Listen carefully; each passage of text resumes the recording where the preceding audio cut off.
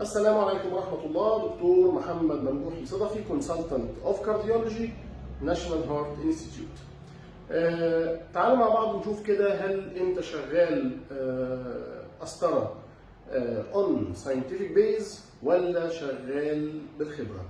باي ذا واي طبعا شغال بالخبرة ديت ما فيهاش حاجة عيب، وحاجة كويسة وحاجة ممتازة، يعني لا تمثل اي مشاكل. ولكن لما بتشتغل اون ساينتفك بيز وتبقى فاهم اصل الموضوع جاي منين، بيقدر ينجز معاك في الوقت، وتقدر تنجز اللي كنت تتعلمه في 4-5 سنين تقدر تعمله as short as 1 month. الاربع حاجات دول يا جماعه، اربع حاجات بنتكلم فيهم. الاربع حاجات دول هم مدى عمق فهمك للفيوز.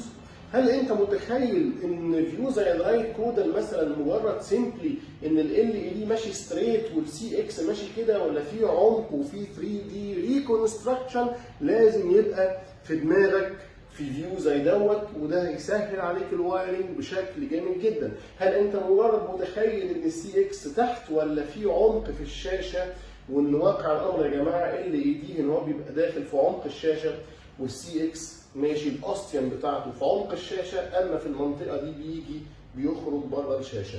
الريكونستراكشن دوت بيبقى ليه مودلز علشان يتفهم طبعا with the aid of this simulator اللي بيقدر يقلب لك الصوره لل 3D orientation وتبدا تتحرك فيها وتفهم اصل الموضوع عامل ازاي.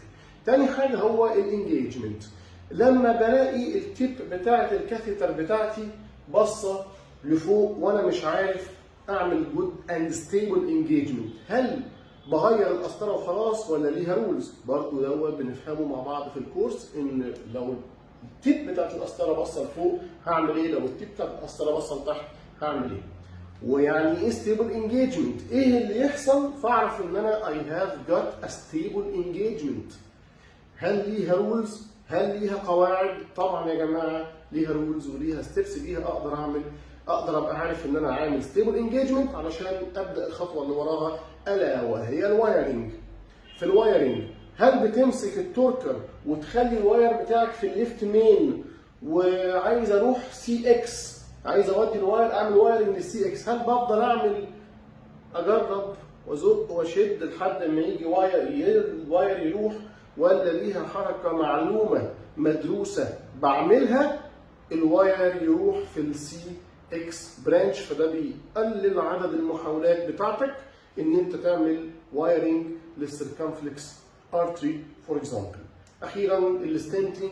هل بنقي مقاس الستنت كده ببص كده واقول يلا دي 3.5 15، ولا ليها مرجعيه علميه ان انا بقدر اقيس المقاس الستنت او البالون بتاعي سواء كان الديامتر او اللينث بتاعها عن طريق ستيبس، وبعد كده هذه الستيبس هي اللي بتتحول لخبره بعد كده ان انا ابص واقول المقاس دوت كذا.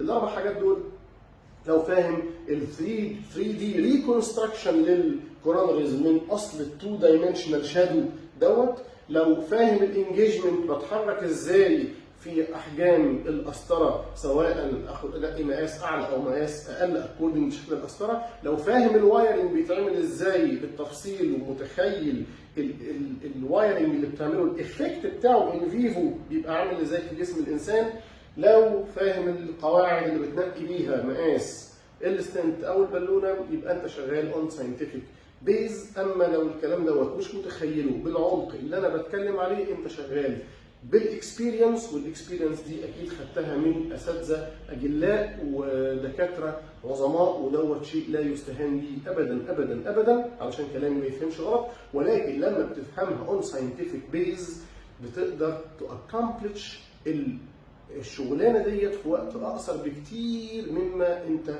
متخيل. شكرا، السلام عليكم ورحمه الله.